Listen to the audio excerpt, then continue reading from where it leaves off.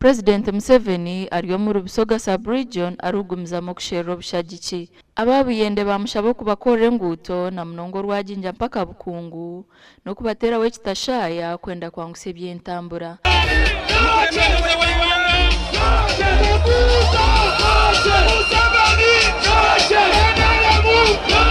Nebidyeri bitandika okukola aya abantu beyingo bande baire basanufu singa tutairewo ekidyeri okuva eyingo ekituuka epingire kubanga bwe kiba kiriwo kitegeeza nti oluguudo luno tulwigwirewo kuba wetwogerera Buyende eriyo ni district esembayo mu Uganda kubanga olw'Enhanda titweyongerayo tukoma eyingo ate ngaeyo ni shortcut esinga eido okututwala erira n'esoroti okuva e Kampala bwe tubanga tufunye ekidyeri ekiva eyingo paka epingire.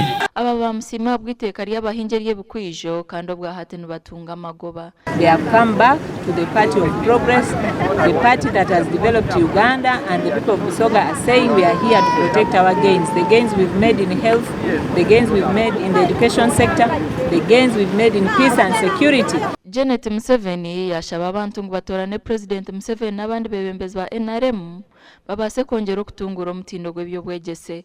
He brought the government of NRM, it brought peace and unity.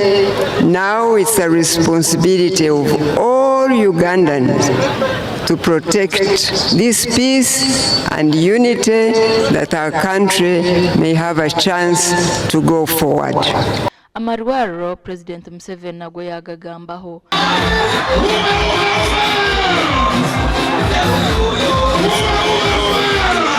Now, the second tofali is the development. And the development has two parts. The first one is economic infrastructure.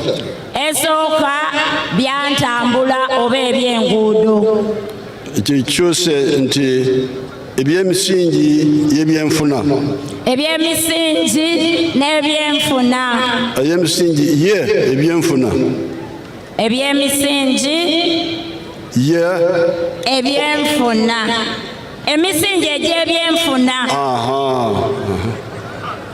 Aha byenguuto najyamu bazakora oruguuto rwa Burambuti Kamuri Bukungu orwino oburingo bwa kilomita 107 hamwe n'orwa Kamuri Kagoro kandi n'ezindi zona nizakorwa ziri mu mbeera mbi. The roads, enguudo, the electricity, amasanalaze,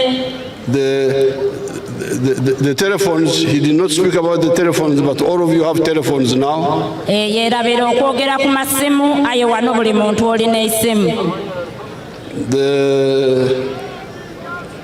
The railway, ebyentambula ebya train, the ferries, ebidyeri, all those are part of the economic infrastructure. Ebyo byonna biri mu misingi egy'ebyenfuna.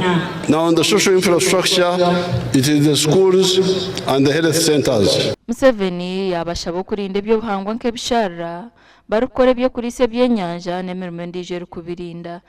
Mu ntobazi ku lubalama lw'entobazi, ku mabbali g'ebibali, you put fish farming. Tuteeyo ebidiba eby'ebyenanda.